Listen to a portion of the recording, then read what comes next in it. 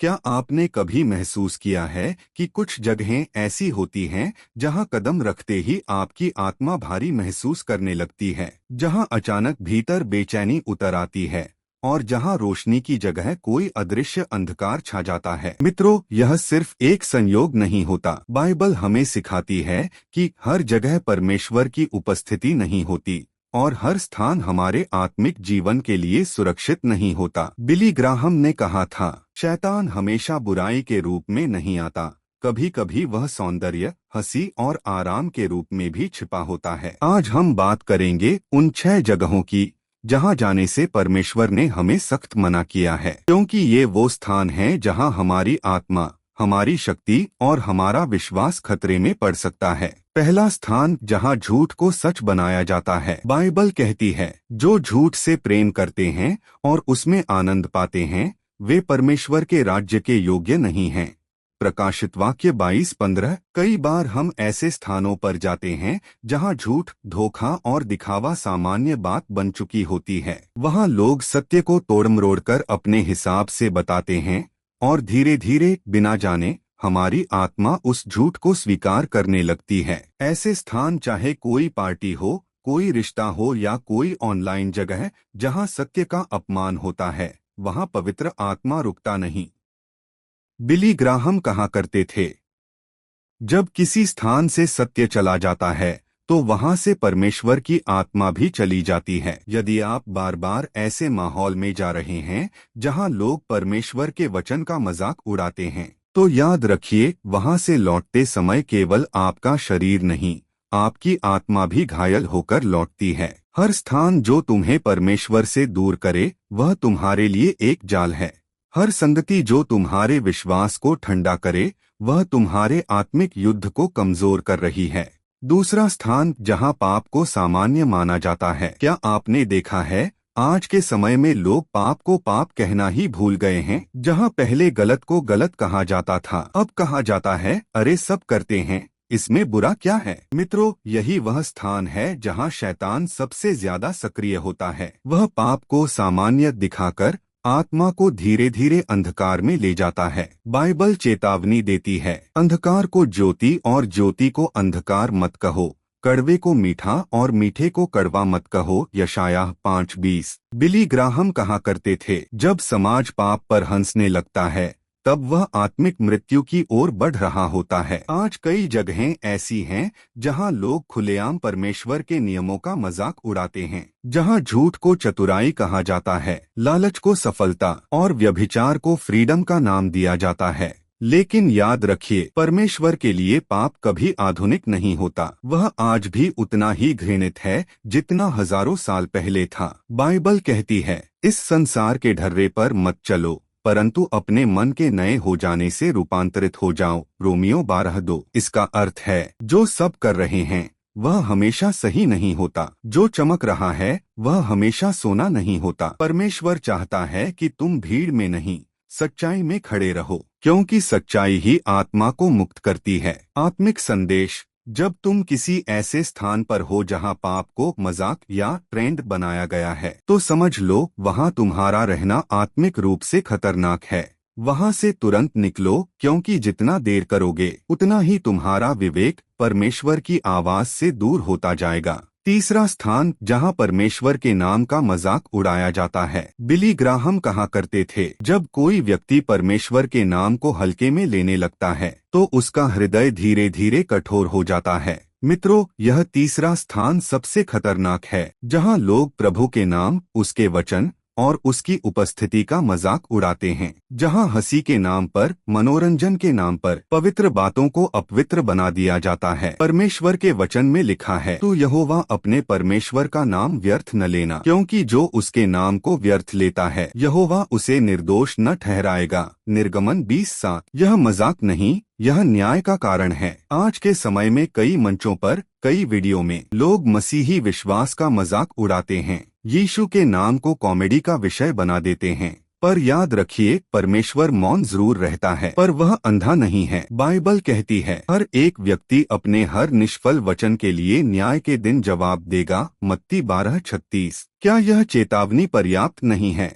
आत्मा को ठंडा करने वाले स्थान। जब आप ऐसे लोगों के बीच बैठते हैं जो परमेश्वर के नाम पर हंसी करते हैं, तो समझिए कि आपकी आत्मा भी धीरे धीरे उनके जैसे सोचने लगती है। पहले आप केवल सुनते हैं, फिर हंसते हैं और धीरे धीरे मानने लगते हैं कि शायद यह इतना बड़ा विषय नहीं। लेकिन यही है आत्मिक जाल। यह हंसी नहीं, यह शैतान की चालाक रणनीति है। स्मरण रखिए, बिली ग्राहम ने कहा था, दुनिया यीशु का नाम मिटाने की कोशिश कर रही है, लेकिन स्वर्ग अब भी उस नाम की गूंज से भरा है। वह नाम यीशु मसीह का नाम, जो हर नाम से ऊपर है, जिसके आगे हर घुटना झुकेगा और हर जिह्वा स्वीकार करेगी कि यीशु मसीह ही प्रभु है। फिलिप्पियों 2:9-11। यदि तुम ऐसे किसी स्थान पर जाते हो जहां परमेश्वर के नाम का मजाक उड़ाया जाता है, तो वहां एक क्षण भी मत ठहरो, क्योंकि वह केवल मजाक नहीं, वह आत्मा को अपवित्र करने वाला वातावरण है। धर्मी पुरुष दुष्टों की सभा में नहीं बैठता। भजन संहिता 1:1। आज प्रभु कहता है, अपने हृदय को बचाओ, अपने कानों को बचाओ और अपने आत्मा को उस हंसी से दूर रखो जो पवित्र को अपवित्र बनाती है। चौथा स्थान जहां धन के लिए आत्मा बेची जाती है। पैसा स्वयं बुरा नहीं है, लेकिन जब पैसा तुम्हारे दिल का मालिक बन जाता है, तब वही तुम्हारा परमेश्वर बन जाता है। यह चौथा स्थान वही है जहां इंसान परमेश्वर से मुंह मोड़कर धन को अपना उद्धारकर्ता बना लेता है, जहां हर निर्णय प्रभु क्या चाहता है से नहीं, बल्कि मुझे क्या मिलेगा से तय होता है। बाइबल की चेतावनी। परमेश्वर का वचन कहता है, क्योंकि रुपए का प्रेम सब प्रकार की बुराइयों की जड़ है। 1 तीमुथियुस 6:10। जब एक व्यक्ति का हृदय धन के मोह में फंस जाता है, तो वह झूठ बोलने लगता है, रिश्वत लेने लगता है और अंत में अपनी आत्मा को भी बेच देता है। याद रखिए, शैतान आज भी वही सौदा करता है। सिर्फ झुक जाओ और मैं तुम्हें ये सब दे दूंगा। यीशु ने भी जंगल में परीक्षा के समय इसी प्रकार के प्रस्ताव को ठुकराया था। तू प्रभु अपने परमेश्वर की आराधना कर और केवल उसी की सेवा कर। मत्ती 4:10। धन, आशीष भी, परीक्षा भी।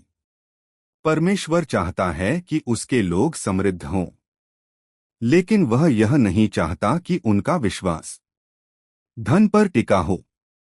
धन तभी आशीष है जब वह सेवा के लिए इस्तेमाल हो, किसी भूखे को भोजन देने के लिए, किसी पीड़ित की सहायता करने के लिए या परमेश्वर के राज्य को बढ़ाने के लिए।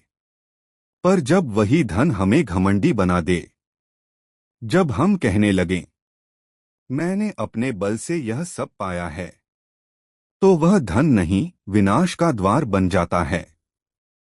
आत्मा का व्यापार। आज की दुनिया में आत्मा का व्यापार बहुत सूक्ष्म रूप से हो रहा है। कोई व्यक्ति अपने ईमान को बेचता है, कोई अपने सिद्धांतों को और कोई अपनी अंतरात्मा को। बिली ग्राहम कहते थे, जब आत्मा बिक जाती है, तब व्यक्ति के पास बहुत कुछ हो सकता है, पर वह स्वयं खो देता है। यदि कोई मनुष्य सारे संसार को प्राप्त करे, पर अपनी आत्मा खो दे, तो उसे क्या लाभ होगा? मरकुस 8:36। सावधान रहें मित्रों, शैतान कभी सीधे नहीं आता। वह आकर्षक प्रस्ताव लेकर आता है। थोड़ा झूठ बोल दो, थोड़ा समझौता कर लो, थोड़ा रिश्ता निभाने के लिए गलत काम कर लो, और धीरे धीरे वह तुम्हारी आत्मा की कीमत लगा देता है।